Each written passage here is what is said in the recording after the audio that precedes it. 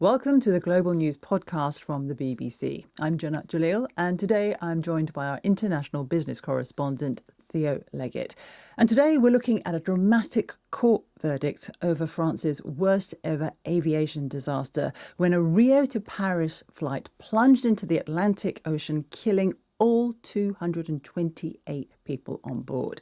A Paris appeals court has found Air France and the plane manufacturer Airbus guilty of corporate manslaughter.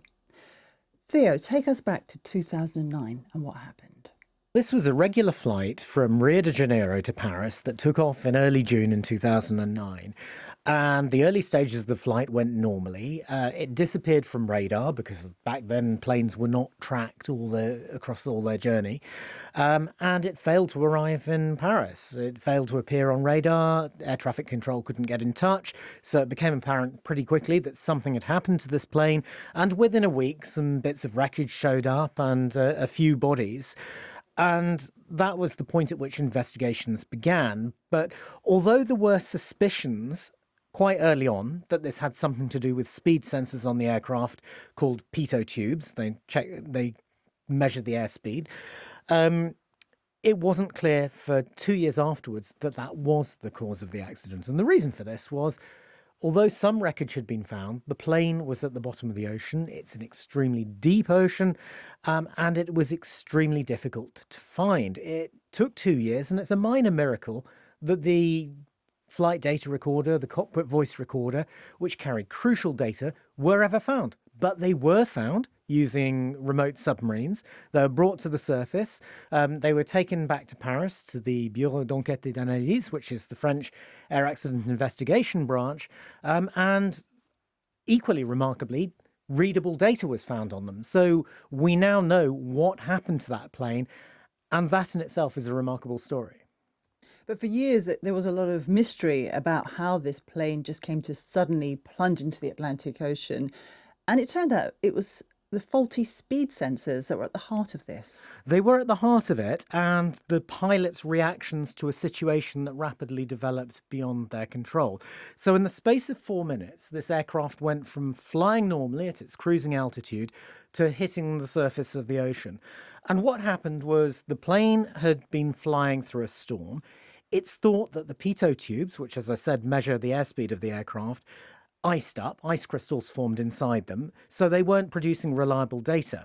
That caused the autopilot to stop working and also put the controls of the aircraft into what's known as alternate law. That's a kind of backup mode in which the controls themselves are more sensitive than normal, and a number of the safety systems, including a stall avoidance system, are not working. So if you picture it, this was the middle of the night, the aircraft is at altitude, the autopilot suddenly stops working, and the pilots are left dealing with a situation that they weren't expecting, and which, if you believe the verdict, And the this week's captain court was on a case, break. yeah, Crucially. the captain was not on the flight deck. So you had two first officers, two co-pilots on the flight deck. The captain was trying to get some sleep, so he was not there. So you had these two co-pilots trying to work out what to do. And they didn't communicate with themselves, with one another terribly well. The inputs they were putting into the controls were contradictory. There was no authority on the flight deck because the captain wasn't there. And ultimately, they were caught out by a developing situation they didn't understand. The aircraft went into an aerodynamic stall, so it lost lift and very rapidly started descending. And ultimately, it did crash. The captain reappeared on the flight deck less than a minute before the crash occurred and realised what was going on, but it was too late. And 3 years ago, a court found the pilots were to blame. That finding has now been overturned by this Paris appeal court. It didn't exactly find the pilots to blame. It said there was no certain causal link between the actions of Airbus and the actions of Air France and the crash occurring, because what was at stake here was claims about the design of the cockpit, for a start. The design of the cockpit and how it would encourage the pilots to react when something went wrong. The design of the pitot tubes, which we know probably iced up, and the training the pilots had been given. So the prosecutors were trying to say that Airbus was responsible for the design of the aircraft, which made an accident like this more likely, and Air France was responsible for pilot training. The pilots were not adequately trained to deal with a stall at high altitude, and therefore it was training that was at fault. The blame was not so much put on the pilots as it was not proven that Airbus and Air France were responsible. And that's what's been turned around in the latest verdict. But this is a kind of vindication for the pilots, one of whom also had his wife on board. And also, this verdict has been welcomed by the families of the passengers who died. One woman who heads the Victims Association has called this whole experience, which has gone on for 17 years, to be a brutal, traumatic experience.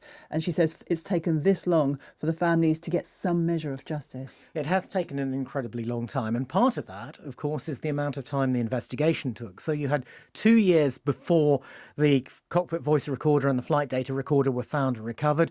Then you had a period of intense investigation, and that was just the start of the legal marathon. But you shouldn't underestimate what this is likely to mean to the families of those involved, particularly the flight crew, in fact, because the temptation to blame them is obviously very significant in a case like this. But it gives families closure. It means that somebody has been held accountable, because in essence, a healthy aircraft, yes, it had a technical failing, but in essence, a healthy aircraft crashed with a loss of 228 lives. What the latest court ruling suggests is that Airbus and Air France, through mistakes made, involuntary homicide is the charge in France, so basically manslaughter, but they were responsible for this accident occurring. And the legal repercussions for that in future could be very significant. I was going to ask you, how damaging is this for Air France and for the plane manufacturer Airbus, given the fact that the other main plane manufacturer, Boeing, has also had its share of aviation disasters? Well, bearing in mind that this was an accident that happened now 17 years ago, and that a lot of actions have been taken to make sure that this doesn't happen again, I don't think it's going to stop anybody buying Airbus aircraft.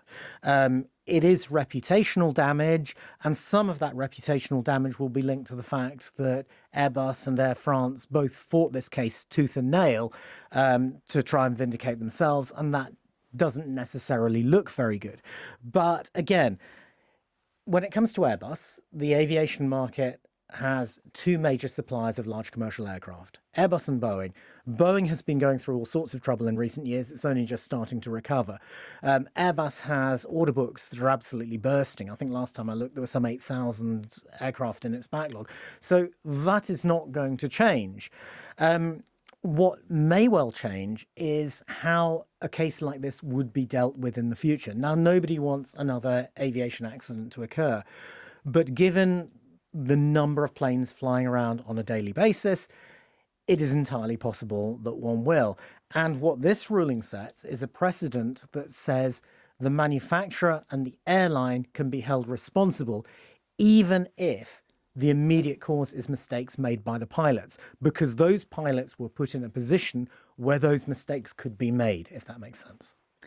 And you talked about a sense of closure for the families, but there isn't really, is there? Because both Air France and Airbus have said that they are going to appeal. So this process could go on for several years more. It could still drag on, and I think the reason for that is partly because those involved don't want this situation where they're left potentially legally liable if a future accident occurs.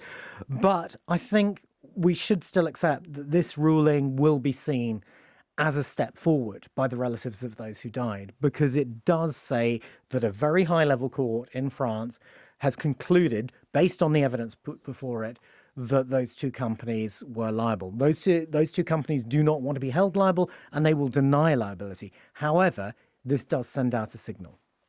But it has still been an incredibly lengthy process, one of the lengthiest, I think, when it comes to an air disaster. It's hard to imagine what the families have gone through. It is. I've never been in that position myself, and I thank God for that. I think it is in the nature of aviation accidents that things take time.